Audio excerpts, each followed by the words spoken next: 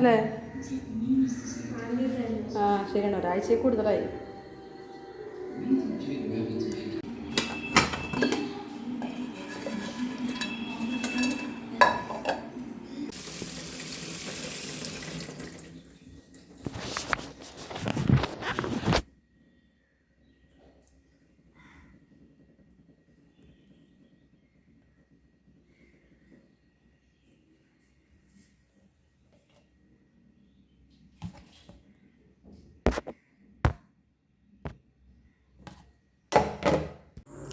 Hi hello, welcome back to my YouTube channel Kichos Kurumbi. അപ്പോൾ നമ്മൾ പുതിയൊരു ദിവസത്തെ വീഡിയോ വിശേഷങ്ങളൊക്കെ ആയിട്ടാണ് കൂട്ടുകാരെ വന്നിട്ടുള്ളത്. അപ്പോൾ രാവിലത്തെ വിശേഷങ്ങളൊക്കെ തന്നെയാണ് കാണിക്കുന്നത്. ആ കുളിയും തേവാരമൊക്കെ കഴിഞ്ഞ് അടുക്കളയ്ക്ക് കയറിയിട്ടുണ്ട് കേട്ടോ. രാത്രി നമ്മളെ പാത്രമൊക്കെ കഴുകി കമത്തി വെച്ചിട്ടാണല്ലോ പിന്നെ കിച്ചണൊക്കെ ക്ലീൻ ചെയ്തിട്ടാണ് പോയി കിടക്കുമല്ലോ. ആ പാത്രങ്ങളൊക്കെ എടുത്ത് വെക്കണം, അതായത് സാധനങ്ങളിലൊക്കെ എടുത്ത് വെക്കണത് രാവിലെ വന്നതിന് ശേഷം തന്നെയാണ് കേട്ടോ.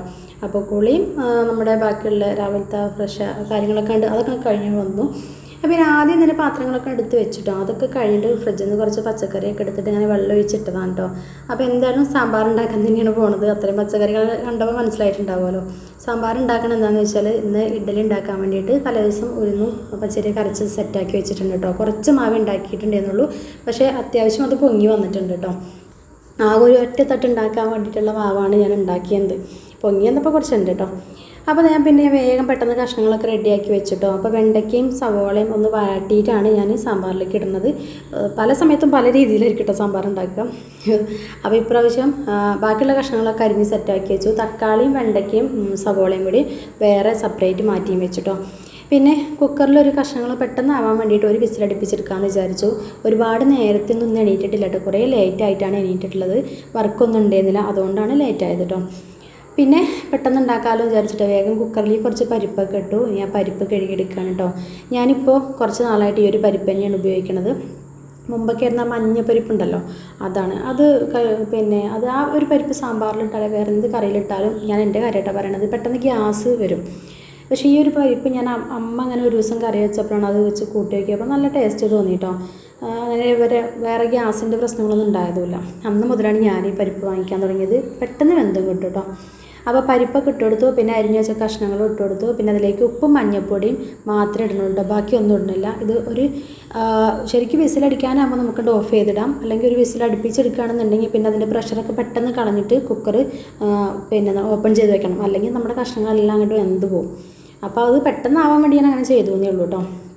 ആ ഒരു സമയം കൊണ്ട് നമുക്ക് നമ്മുടെ ബാക്കി പരിപാടികളൊക്കെ നോക്കാട്ടോ. അത് അവിടെ കിടന്ന് വേവട്ടെ. അപ്പോൾ കഴിഞ്ഞ ദിവസം ആരോ നമ്മളോട് പറഞ്ഞിട്ടുണ്ടായിരുന്നു, പേരിപ്പം മറന്നുപോയി കേട്ടോ. രാവിലത്തെ ഇങ്ങനെ ഇഡ്ഡലി സാമ്പാർ ഉണ്ടാക്കണം കാണിക്കുമോ എന്ന് ചോദിച്ചിട്ടുണ്ടായിരുന്നു. അപ്പോൾ എല്ലാവരും പല രീതിയിലൊക്കെ ആയിരിക്കും ഉണ്ടാക്കുക.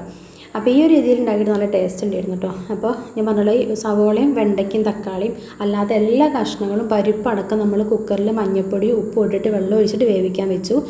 പിന്നെ ഇതുപോലെ ഈ ഒരു ചട്ടിയിൽ ഞാൻ കുറച്ച് വെളിച്ചെണ്ണ ഒഴിച്ചിട്ട് അതിലേക്ക് ആദ്യം സവോള ഇട്ടിട്ടൊന്ന് വാട്ടിയെടുത്തു കേട്ടോ.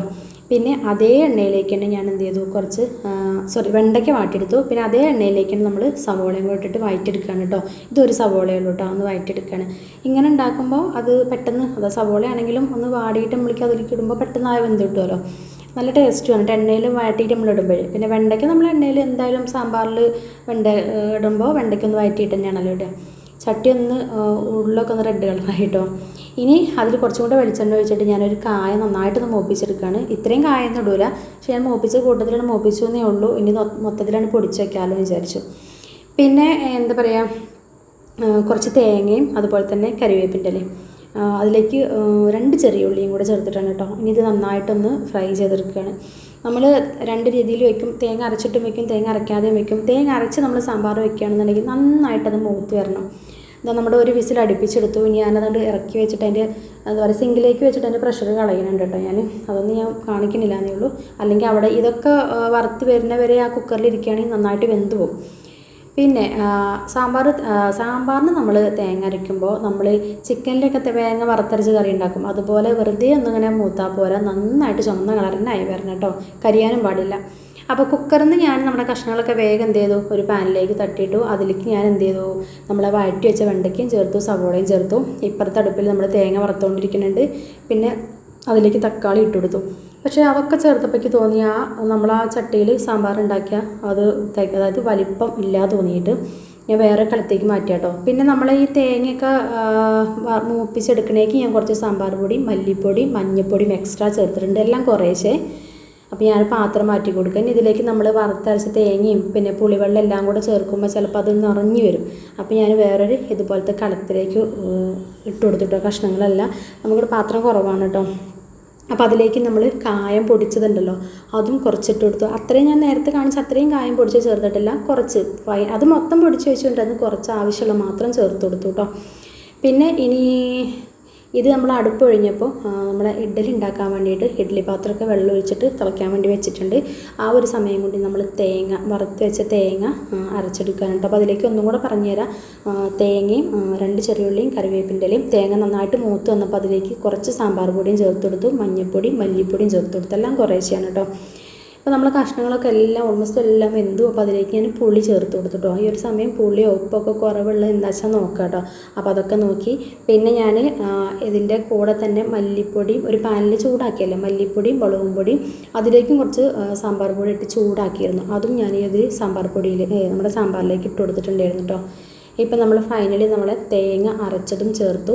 തേങ്ങ അരച്ചത് ചേർത്തതിന് ശേഷം നന്നായിട്ട് ഞാൻ തിളപ്പിക്കലുണ്ട് കേട്ടോ. അപ്പോഴേ ഉള്ളൂ അതിൻ്റെ ആ തേങ്ങയുടെ ആ ഒരു ഫ്ലേവറെല്ലാം നമ്മുടെ ആ കറിയിലേക്കും കഷ്ണങ്ങളിലേക്കൊക്കെ പിടിക്കും. നന്നായിട്ടൊന്ന് വെട്ടി തിളപ്പിക്കും, എന്നിട്ട് ഓഫ് ചെയ്തിടും. ഇപ്പുറത്ത് നമ്മൾ ഇഡ്ഡലി പാത്രത്തിലെ വെള്ളമൊക്കെ നല്ല തിളച്ച് വരാൻ തുടങ്ങിയിട്ടുണ്ട്. അപ്പോൾ നമ്മളിനി ഇഡ്ഡലി മാവൊക്കെ കോരി ഒഴിച്ച് കൊടുക്കാം കേട്ടോ. അപ്പോൾ ആദ്യം ചെറിയ തട്ടൊക്കെ വെച്ച് കൊടുത്തു. അപ്പോൾ അതിലേക്ക് മാവൊക്കെ കോരി ഒഴിച്ച് കൊടുക്കാം കേട്ടോ. മാവാണെങ്കിൽ നന്നായിട്ട് പൊങ്ങി വന്നിട്ടുണ്ട് കേട്ടോ.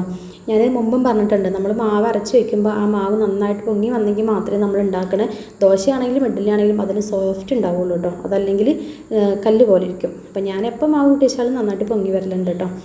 അപ്പോൾ ഇതാ പിന്നെ മുകളിലെ തട്ടിൽ അടിയിലെ തട്ടിൽ 4 എണ്ണമാണ് ഉണ്ടാക്കാൻ വേണ്ടി പറ്റിയ, മുകളിലത്തെ തട്ടിൽ 5 എണ്ണം. അപ്പോൾ അത് വെന്ത് വരട്ടെ. അപ്പോഴത്തേക്കും നമുക്ക് നമ്മുടെ സാമ്പാറൊക്കെ ഒന്ന് വറവിട്ടെടുക്കാം. പാനിലേക്ക് വെളിച്ചെണ്ണ ഒഴിച്ചു, കടുക് ഇട്ട് കൊടുത്തു, ഉലുവ ഇട്ട് കൊടുത്തു, ചെറിയുള്ളിയും കറിവേപ്പിൻ്റെ ഇലയും വറ്റൽമുളകും കൂടിയാണ് ചേർക്കേണ്ടത്. പക്ഷേ വറ്റൽമുളക് ഇല്ലാത്ത കാരണം, ചുവന്ന മുളക് കേട്ടോ, അതില്ലാത്ത കാരണം ചെറിയുള്ളിയും കറിവേപ്പിൻ്റെ ഇലയും ചേർത്തു. ഈ ഒരു എണ്ണയിലേക്കും കുറച്ച് നമുക്ക് സാമ്പാർ പൊടി ഇട്ട് കൊടുക്കാം കേട്ടോ. നമ്മൾ എല്ലാത്തിനും സാമ്പാർ പൊടി ഇടുമ്പോൾ ഇത് ഓവറാകാൻ പാടില്ല. അപ്പോൾ കുറേശ്ശെ ഇട്ട് കൊടുത്താൽ മതി കേട്ടോ. അപ്പോൾ ഫൈനലി നമ്മളെ സാമ്പാർ റെഡി ആയിട്ടുണ്ട് കേട്ടോ. അപ്പോൾ എല്ലാ പരിപാടിയും തീർന്നു. ഇനി നമ്മൾ ആ പാനിലേക്ക് കുറച്ച് സാമ്പാറും കൊണ്ട് ഒഴിച്ചിട്ട് കൊണ്ടുവന്ന് കലക്കി കൊണ്ട് ഒഴിച്ച് കൊടുക്കുക. അപ്പോൾ ഇത്രയും തിക്നെസ് വേണ്ടാന്നുണ്ടെങ്കിൽ നമുക്ക് ചൂടുവെള്ളം ഒഴിച്ച് കൊടുക്കുക. ഈ ഒരു സമയം ഉപ്പും പുളിയും മുളകും മസാലകളൊക്കെ എല്ലാം കായമൊക്കെ കണക്കാണ്, നമുക്ക് നോക്കട്ടെ. ഇല്ലെങ്കിൽ കുറേശ്ശെ എല്ലാം ഒന്നും കൂടി ചേർത്ത് കൊടുക്കുക കേട്ടോ. നമ്മുടെ ഇഡ്ഡലിയും റെഡി ആയിട്ടുണ്ട് കേട്ടോ. അപ്പം ഇനി ഇഡ്ഡലി മാവ് ഇഡ്ഡലിക്കൊന്ന് എന്താ പറയുക, ഇഡ്ഡലി പിന്നെ ചൂടാറിയതിന് ശേഷം എടുക്കുകയാണെങ്കിലും നല്ലതാണ്, ചൂടോടെ എടുത്താലും കുഴപ്പമൊന്നുമില്ല കേട്ടോ. ഞാനൊന്ന് തണുക്കാൻ വെക്കുന്നുണ്ട്, നല്ല ചൂടാണ്ട് പോട്ടെ എന്ന് വിചാരിച്ചു, എന്നിട്ട് എടുക്കാം. ആ ഒരു സമയം കൊണ്ട് ഞാൻ ചായക്കുള്ള ഇത് വെച്ചിട്ടുണ്ട് കേട്ടോ. കുറച്ച് പാലുണ്ടായിരുന്നു ഫ്രിഡ്ജിൽ, അപ്പോൾ ഞാൻ ചായ ഇടാൻ വേണ്ടി വെച്ചിട്ടോ. ഇപ്പോൾ അവർ ആവിയൊക്കെ പോയിട്ടുണ്ടെന്നാൽ കുറഞ്ഞ ചൂടുണ്ട് കേട്ടോ. അപ്പോൾ ഞാനിത് എടുക്കുകയാണേ. നല്ല പെട്ടെന്ന് തന്നെ ഇഡ്ഡലിയൊക്കെ ഇങ്ങനെ എടുത്താൽ പെട്ടെന്ന് പോരുന്നുണ്ട്. ജസ്റ്റ് നമ്മളൊരു സ്പൂൺ വെച്ചിട്ടൊന്ന് സൈഡൊന്നിങ്ങനെ ഒന്ന് ഇളക്കി കൊടുത്താൽ മതി, ബാക്കി അതൊന്നും തന്നെ അങ്ങോട്ട് നടന്ന് പോരും കേട്ടോ. അപ്പോൾ ഞാൻ ഇഡ്ഡലിയൊക്കെ ഒന്ന് എടുത്ത് വയ്ക്കട്ടെ. ഇതിന് ഞാൻ രാവിലെ വെള്ളത്തിലിട്ട് കേട്ടോ. രാവിലെ ഒരു 8 മണിയൊക്കെ ആകുമ്പോൾ പച്ചരിയും അതുപോലെ തന്നെ ഉഴുന്നും വെള്ളത്തിലിട്ട് വയ്ക്കും. ശരിക്കും 6 മണിക്കൂർ അല്ലെങ്കിൽ 4 മണിക്കൂറൊക്കെ ഇരുന്നാൽ മതി. എന്നിട്ട് നമുക്ക് അരച്ചെടുക്കാം. അരച്ചതിന് ശേഷമാണ് ഒരുപാട് നേരം വെക്കേണ്ടത്. അപ്പോൾ ഞാൻ ചേർക്കുന്നത് പച്ചരി ഉഴുന്നും ഒരുമിച്ച് വെള്ളത്തിലിട്ട് വയ്ക്കും. ഇത് അരച്ചെടുക്കുന്ന സമയത്ത് കുറച്ച് ചോറും കൂടെ ചേർത്ത് കൊടുക്കും. അങ്ങനെയാണ് ഞാൻ അരയ്ക്കണത് കേട്ടോ. അപ്പോൾ നമ്മുടെ പാലിവിടെ തിളച്ചിട്ടുണ്ട്. അപ്പോൾ ചായപ്പൊടിയൊക്കെ ഇട്ടു, അതൊക്കെ റെഡിയായി. പിന്നെ ഞാൻ ഗ്യാസൊക്കെ കഴിഞ്ഞപ്പോൾ അതിൽ കുറച്ച് കുടിക്കാനുള്ള വെള്ളമൊക്കെ തിളപ്പിക്കാൻ വേണ്ടിയിട്ട് വെച്ചിട്ടുണ്ട് കേട്ടോ. അപ്പോൾ ഇനി കഴിക്കാനുള്ളതെല്ലാം മേശപ്പുറത്തേക്ക് എടുത്ത് വയ്ക്കുകയാണ്. ഞങ്ങൾ രാവിലത്തെ ബ്രേക്ക്ഫാസ്റ്റ് കഴിക്കാൻ വേണ്ടിയിട്ട് പോകുകയാണ് കേട്ടോ. മക്കളൊക്കെ എണീറ്റ് വന്നിട്ടേ ഉള്ളൂ. ഇപ്പോൾ സ്കൂളില്ലാത്ത കാരണം അവർ പതുക്കെ എണീക്കുള്ളൂ കേട്ടോ. അപ്പോൾ ചായ ഉണ്ടാക്കിയപ്പോൾ ഒരാൾക്കും കൂടെ ഉള്ള ചായ ഞാൻ ഒഴിച്ച് വെച്ചിട്ടുണ്ട്. കുടിക്കുമെന്നൊക്കെ അറിയില്ല. കുടിക്കൂല, ഞാൻ തന്നെ ഓട്ടോ കുടിക്കുക. 2 ഗ്ലാസ് ഞാൻ ഒഴിച്ച് വെച്ചു. 2 ഗ്ലാസ് ചായ ഉണ്ടായിരുന്നത്. അപ്പോൾ ഞങ്ങളിതാ നല്ല അടിപൊളി സാമ്പാറാണെങ്കിലോ നല്ല ഒരു കായ എപ്പോഴും വറുത്ത് പൊടിച്ച് ചേർക്കുമ്പോൾ അതിൻ്റെ ഒരു പ്രത്യേക ആ ഒരു മണം വരും കേട്ടോ. നമ്മൾ തേങ്ങേൻ്റെ കൂട്ടത്തിൽ ചിലവർ സാമ്പാർ കായായിട്ട് വറുത്തെടുക്കും, പക്ഷേ അതിൽ അത്രത്തോളം ആ തേങ്ങ മൂക്കണ പോലെ നമ്മുടെ സാമ്പാർ കായ മൂത്ത് വരില്ല. അപ്പോൾ എന്താണ് ഞങ്ങളെ രാവിലത്തെ പരിപാടികളൊക്കെ കഴിഞ്ഞു. പിന്നെ ഞാൻ കുറച്ച് നേരം ഇരുന്ന് അതിനൊക്കെ ശേഷമാണ് പിന്നെ അടുത്ത പരിപാടി തുടങ്ങിയത് കേട്ടോ. ഉച്ചക്കത്തേക്കുള്ള കോവയ്ക്ക് അങ്ങനെ ഉപ്പേരി ഉണ്ടാക്കാമല്ലോ വിചാരിച്ചിട്ട് വെള്ളത്തിലിട്ട് വെച്ചിട്ടുണ്ടായിരുന്നു, കോവയ്ക്ക് മുഴുവനായിട്ട്. പിന്നെ തത്ത പറഞ്ഞമ്മ ഞാൻ അരിഞ്ഞുതരാം അമ്മ എന്ന് പറഞ്ഞിട്ട് ആ കട്ടിങ് ബോർഡ് ഉണ്ടല്ലോ അതിൽ വെച്ചിട്ടാണ് അരിഞ്ഞത് കേട്ടോ. പക്ഷേ പച്ചമുളകൊക്കെ നീളത്തിൽ അരിഞ്ഞ് വെച്ചിട്ടുണ്ട്, അതിലേക്കൊരു സവോള ഇട്ടിട്ടുണ്ട്. സാധാരണ നമ്മൾ ഉണ്ടാക്കുന്ന ഒരു നോർമൽ ഉപ്പേരി കേട്ടോ. അങ്ങനെ ഉപ്പേരിയായി. അതൊരു വേറെ പാത്രത്തിലേക്ക് ഇട്ട് വെച്ചു. പിന്നെ ഞാൻ മറന്നിട്ടുണ്ടായിരുന്നു കേട്ടോ. അപ്പോൾ ഇന്ന് സാമ്പാറും ഉപ്പേരി മതിയല്ലോ എന്ന് വിചാരിച്ച് ഒരു പപ്പടം കാച്ചാന്ന് വിചാരിച്ചിരിക്കുമ്പോഴാണ് തലേ ദിവസം ഞാൻ സാമ്പാറിൻ്റെ പച്ചക്കറി വാങ്ങാൻ പോയപ്പോൾ കടയിൽ നിന്ന് കൂണ് കണ്ടപ്പോൾ വാങ്ങിയിട്ടുണ്ടായിരുന്നു കേട്ടോ. അപ്പോൾ ഇങ്ങനെ ഇടയ്ക്ക് ഇതുപോലത്തെ ചെറിയ ബോട്ടിൽ വാങ്ങിക്കലുണ്ട്. അപ്പോൾ അതൊക്കെ ഞാൻ കഴുകി വൃത്തിയാക്കി വെച്ചു. എന്നിട്ടൊന്ന് ജസ്റ്റ് ഒന്നിങ്ങനെ വരട്ടിയെടുക്കൂല, അങ്ങനെ ചെയ്യാണ്. അപ്പോൾ അതിലേക്ക് കുറച്ച് സവോള, ഇഞ്ചി, വെളുത്തുള്ളി, പച്ചമുളക്, കറിവേപ്പില ഇത്രയും കട്ട് ചെയ്ത് വെച്ചിട്ടുണ്ട് കേട്ടോ. അപ്പോൾ എണ്ണ ചൂടായപ്പോൾ കടുകൊന്നും ഇട്ടിട്ടില്ല. അതിലേക്ക് ഈ പച്ചമുളകും അതുപോലെ ഇഞ്ചി വെളുത്തുള്ളിയും കട്ട് ചെയ്തതും കറിവേപ്പിൻ്റെയും ചേർത്ത് കൊടുത്തു. ജസ്റ്റ് ഒന്ന് ഇളക്കി അതിൻ്റെ ഒരു പച്ചമണം മാറിയപ്പോൾ സവോള ഇട്ട് കൊടുത്തു. സവോളേൻ്റെ കൂട്ടത്തിൽ തന്നെ ഞാൻ മഞ്ഞൾപ്പൊടിയും അതുപോലെ തന്നെ ഉപ്പും കൂടി ചേർത്ത് കൊടുത്തിട്ടുണ്ട് കേട്ടോ. നന്നായിട്ടൊന്ന് വഴറ്റിയെടുക്കുകയാണേ. അതിലേക്ക് പിന്നെ മല്ലിപ്പൊടി പിന്നെ കുറച്ച് കുരുമുളക് പൊടിയും കൂടെ ചേർത്ത് കൊടുത്തു കേട്ടോ. ഇത്രയാണ് ചേർക്കുന്നത്. ഇതിലേക്ക് നമ്മുടെ അതായത് ക്ലീൻ ചെയ്ത് വെച്ച കൂണും കൂടെ ചേർത്ത് കൊടുക്കുകയാണേ. ഇത് റെഡിയായി വരുമ്പോഴത്തേക്കും ശരിക്കും എന്താ പറയുക, ശരിക്കും കഴിക്കുകയാണെങ്കിൽ ഒരാക്കിയത് ഉണ്ടാവുള്ളൂ കേട്ടോ. അങ്ങനെ അപ്പോൾ കൂണ് ഇഷ്ടമില്ലാത്ത ആരും ഉണ്ടാവില്ലല്ലോ അല്ലേ. അപ്പോൾ ഇത്രയുള്ളതിന് വെള്ളമൊന്നും ചേർക്കണില്ല. അതൊക്കെ നന്നായിട്ട് മിക്സ് ചെയ്തു. ഇനി ഇത് അടച്ച് വയ്ക്കുക. ഒന്ന് ആവി കയറുമ്പോൾ തന്നെ ആ കൂനിൽ നിന്ന് കുറച്ച് വെള്ളം ഇങ്ങനെ ഇറങ്ങി വരും കണ്ടോ. ജസ്റ്റ് ഒന്ന് അടച്ച് വെച്ച് കുറച്ച് സമയം കഴിഞ്ഞപ്പോഴത്തേക്കും തുറന്ന് നോക്കിയപ്പോൾ അതിൽ നിന്ന് കുറച്ചൊരു വെള്ളം ഇങ്ങനെ വന്നിട്ടുണ്ട്. പിന്നെ ആ ഒരു എണ്ണ നമ്മൾ ഫസ്റ്റ് ഒഴിച്ച എണ്ണയും കൂടി ഇത് മതി കേട്ടോ. ഈ ഒരു കൂന് വെന്ത് കിട്ടാനുള്ള എണ്ണ മതി. അതിലേക്ക് നമ്മൾ വേറെ വെള്ളമൊന്നും ചേർത്ത് കൊടുക്കേണ്ട ആവശ്യമില്ല കേട്ടോ. പിന്നെ ഒന്നും കൂടെ ഇനി അടച്ച് വെച്ച് കുറച്ച് സമയം കൂടെ വേവിച്ചെടുക്കുകയാണ്. അപ്പോഴത്തേക്കും നമ്മുടെ എന്താ പറയുക കൂനൊക്കെ നല്ല ഡ്രൈ ആയിട്ട് വരും. നല്ല അടിപൊളി ടേസ്റ്റാണ് ഇട്ടത്. നമ്മൾ നമ്മളെ മുറ്റത്ത് നിന്ന് കിട്ടുന്ന കൂനൊക്കെ വേവിക്കുമ്പോൾ കുറച്ച് വെള്ളമൊക്കെ നമ്മൾ ഒഴിച്ചിട്ടാണ് അത് വേവിച്ചെടുക്കുക. പക്ഷേ ഈ ഒരു കൂന് വേവിക്കുമ്പോൾ നമ്മളതിലേക്ക് വെള്ളം ചേർക്കേ വേണ്ട, ആവശ്യമില്ല കേട്ടോ. അത് ഈ കറിയായിട്ട് ഉണ്ടാക്കുകയാണെങ്കിൽ ആവശ്യമുണ്ടാവും. ഇങ്ങനെ ഡ്രൈ ആക്കി എടുക്കുമ്പോൾ വെള്ളം ഞാൻ ഒഴിച്ച് കൊടുക്കലില്ല കേട്ടോ.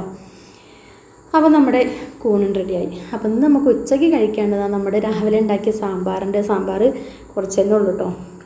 പിന്നെ കോവയ്ക്കുപ്പേരി, കൂണുണ്ട് വരട്ടി പാത്രത്തിലേക്ക് മാറ്റിയിട്ടപ്പോൾ ഇത്രയേ ഉള്ളൂ.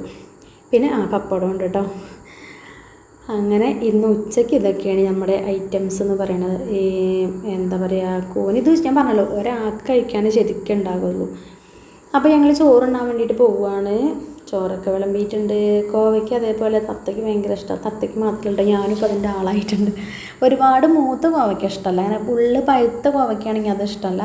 അല്ലാതെ ഇളയ കോവയ്ക്ക് കിട്ടുമല്ലോ, അത് ഭയങ്കര ഇഷ്ടമാണ്. അതുകൊണ്ട് ഉപ്പേരുണ്ടാക്കിയ ഇഷ്ടമാണ്. അങ്ങനെ ചോറിൻ്റെ കഴിഞ്ഞപ്പോൾ ഒരു കൊതി നമ്മളെ എന്താ പറയുക പോപ്കോൺ ഉണ്ടാക്കാൻ. അതിലൊരു പാക്കറ്റ് എടുത്തിട്ട്, ഒരു പാക്കറ്റ് ആകുമ്പോൾ കുറച്ചേ ഉണ്ടാവുള്ളൂ കേട്ടോ. വേഗം കുക്കറിലേക്ക് ഇട്ടു. അതിൻ്റെ വിസിൽ ഊരി ഇതേ അടുപ്പത്ത് വെച്ച് കൊടുത്തു. മിനിറ്റുകൾക്കുള്ളിൽ അല്ലെങ്കിൽ സെക്കൻഡുകൾക്കുള്ളിൽ നമ്മുടെ പോപ്കോൺ റെഡി ആയിട്ടുണ്ട് കേട്ടോ. പിന്നെ അതൊക്കെ ഞങ്ങൾ പാത്രത്തിലിട്ട് കുറച്ച് നേരം അങ്ങനെ ടി വിയും കണ്ടൊക്കെ ഇരുന്നു. സിനിമ കാണാനായപ്പോഴാണ് ഞങ്ങൾ പോപ്കോൺ ഉണ്ടാക്കിയത് കേട്ടോ. അപ്പോൾ നമ്മുടെ ഇന്നത്തെ വിശേഷം ഇത്രയേ ഉള്ളൂ. കൂട്ടുകാർക്ക് ഇഷ്ടപ്പെട്ടാൽ ലൈക്ക് ചെയ്യാനും ഷെയർ ചെയ്യാനും കമൻറ്റ് ചെയ്യാനും മറന്നു പോകരുത്. അപ്പോൾ അടുത്തൊരു വീഡിയോ ആയിട്ട് കാണുന്നതിൽ എല്ലാ കൂട്ടുകാർക്കും